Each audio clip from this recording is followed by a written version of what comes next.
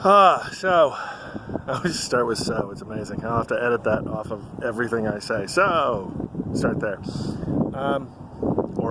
That's a good verbal filler too. I'm on the roof of the Stratosphere's parking garage, 8th floor. I like this as a place to cut this video because I am at the beginning of New Vegas. It's the beginning of the Strip.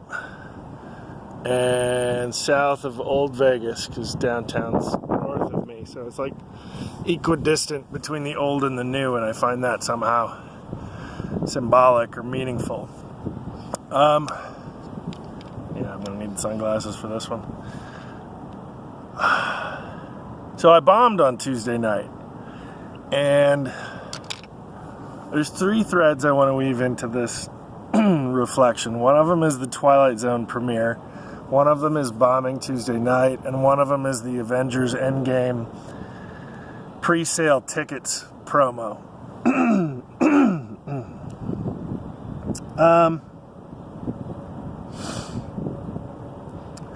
So, the Twilight Zone premiered on Monday, and I swear these all relate.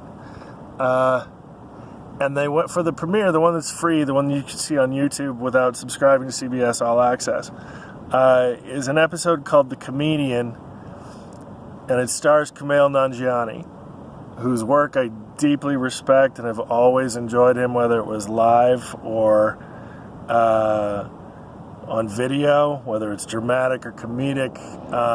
Man's a tremendous talent, and I love watching him work.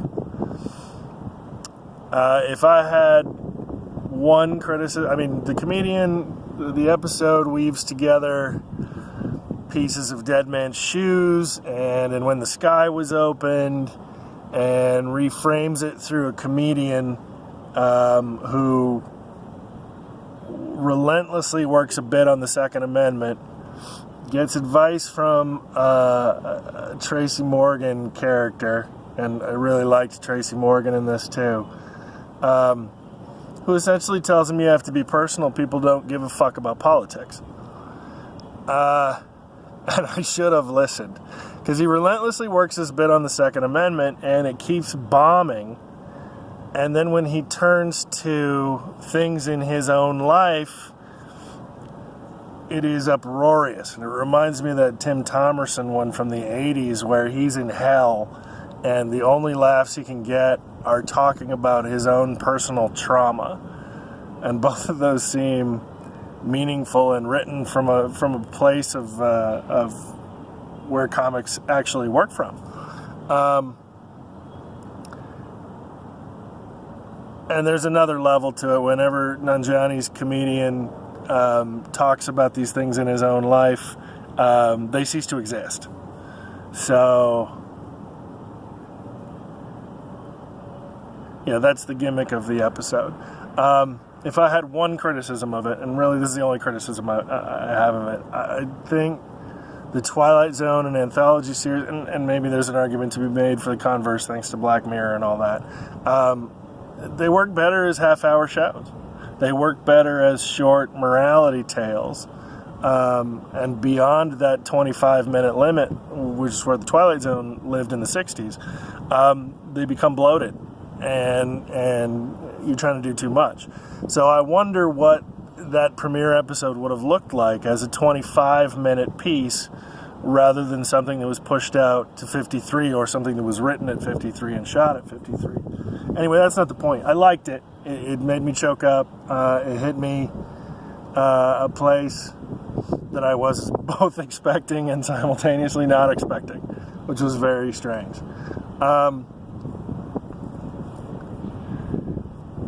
But both of those, the Nanjiani piece and the Tim Thomerson piece, they speak to that. You must speak about your own experience. And so on Tuesday night I bombed. Because I had initially, I spent the day and I came up with a bit that I liked. And I know that I'm not good at writing jokes. I'm good at writing longer narratives that make a point and build an argument. That's what my skill set builds around, and does it in a whimsical way. But that doesn't necessarily work for stand-up. And I'm still trying to crack that nut. Or that code, or however you want to call it. So I wrote yesterday, or Tuesday, because this is Thursday, I wrote a piece about codependence that I had run past Melissa and Paso Robles and hadn't had the chance to do yet. And essentially it talks about my own codependence, and then how the way that many of us learn relationships is from the media, because our parents don't want to have that talk. And yet the media examples of relationships are all horrifically codependent, or many of them are, most of them are, because of the grand romantic gesture that happens in most movies. And there's a bit about John Cusack's Boombox, and how most songs are codependent. And I was going to talk about Never Gonna Give You Up, and then rewrite Every Breath You Take so it's not codependent. And I got nervous, because the bit was untested and untried, and then I rationalized to myself that, all right, this is the first time I've ever done stand-up outside of Bakersfield, and I'm going with a bit that's untested and untried, so I'm setting myself up to fail. So instead I decided to roll to something that I knew worked, and then it didn't. Now, this is the point where people are making excuses for me. Somebody said the crowd wasn't listening, crowd wasn't interested, and there's an argument there. There were very few in this room. The show started around 9, and generally the comedians gravitated to the separate patio that's on the other side of the chain link fence you can see in the video. And so there were good 30, 35, 40 people over there, felt like, who weren't watching the show. And in the performance space, there were 3 guys sitting in front of me. There was my friend who was videotaping me, who I haven't got an interview yet, which is still pending. There were 5 or 6 people at the back of the room, mostly talking amongst themselves on their phones, etc. But there wasn't really anybody watching the set except for the 3 people up front. And they were stone-faced. And so maybe that threw me. So, yeah, you can argue people weren't paying attention. You could argue the bit's smart, and smart doesn't necessarily work in stand-up. You can make a lot of arguments. But I don't want it. I want to recognize the fact that I did not do anything to change course. When the material wasn't working, I didn't do anything to use the skill set I have to engage the people in the audience. I didn't change material. I didn't talk to them directly. I didn't do anything. I just plowed through the bit. I think the time comes in short. Comes in at like 3.5 minutes, so that means I don't know. I had 4, so the show rotated hosts multiple times. We were up at 21 and 22, and they shuffled the order, so the person I was supposed to go after went like 5, 6 people before that. It was confusing, but all that's excuse. None of that matters. I have to be better than that.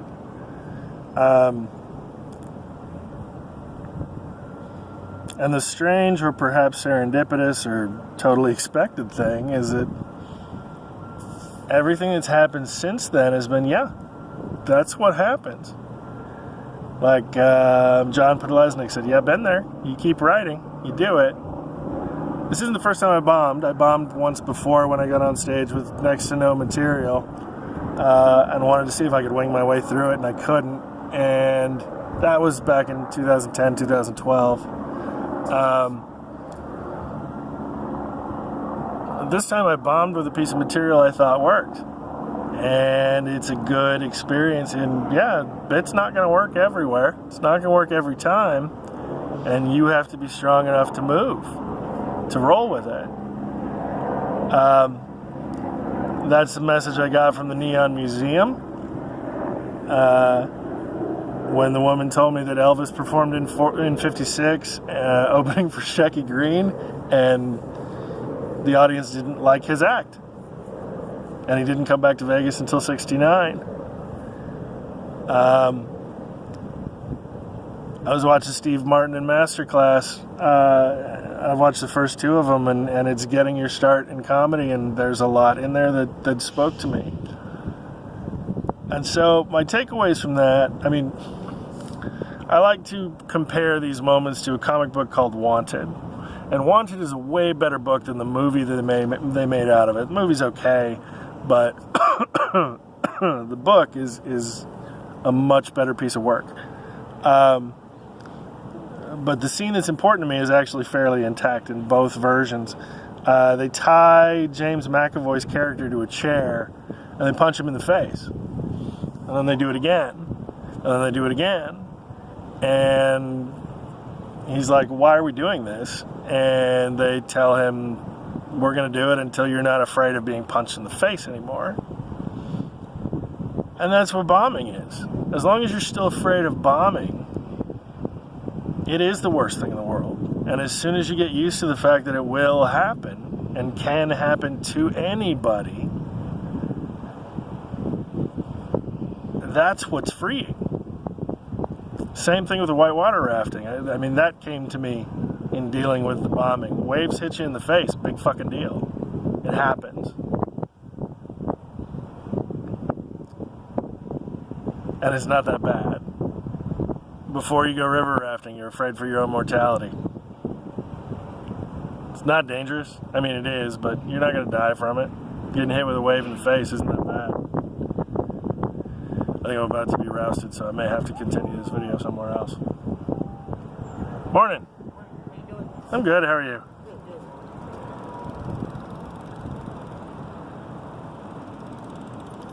Then the third thread. Oh, I'm taping myself. You what? I'm taping myself. Oh, okay. No. I'm not worried about that. The only thing is that this number's closed off. Yeah. Yeah, so just, I'll give you a few more minutes. They haven't called me. Okay. So if they call me, I'll come back. Cool. That was my plan. All right, brother. Thanks. So I'll wrap up. This is another one I want to do, but I'll wait till later. So the Avengers Endgame thing. There's a line in it. I think it's Stark says it, and he says, "This is not about what we lost. It's about what we have left."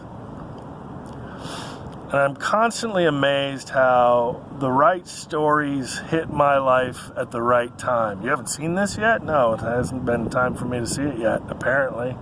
Because I think we all come to the stories that we need, or whatever experiences we need, in the time that we need them. Which is why it's so serendipitous that the experiences I've had post-bombing are all, yeah, it happens. It's not that bad. Get back up, get back in there. I was with somebody I care about deeply, and the night was still an emotional high because we bombed together and we bonded through our bombing, which we called Bombding, and we may be writing a book. But 2018 was the year that Infinity War came out and Thanos obliterated half the universe. 2018 was also a year that I lost a whole lot. And 2019 is not about what we lost. It's not about bombing. It's about what we have left. It's about getting back up. Captain Marvel could have been stronger, but the moments of her falling down, getting knocked down, and being meant to be beaten by those, and then getting back up and saying, no, you can't beat me. Only I can beat me. And I haven't beaten me yet. That's a good place to end, but I'm going to close with this. The woman who wrote the Captain Marvel revival, I guess, who brought the character back into prominence a few years ago. I forget her name. I wish I knew it, but I haven't. I've got those in my Comixology and haven't read them yet. She said,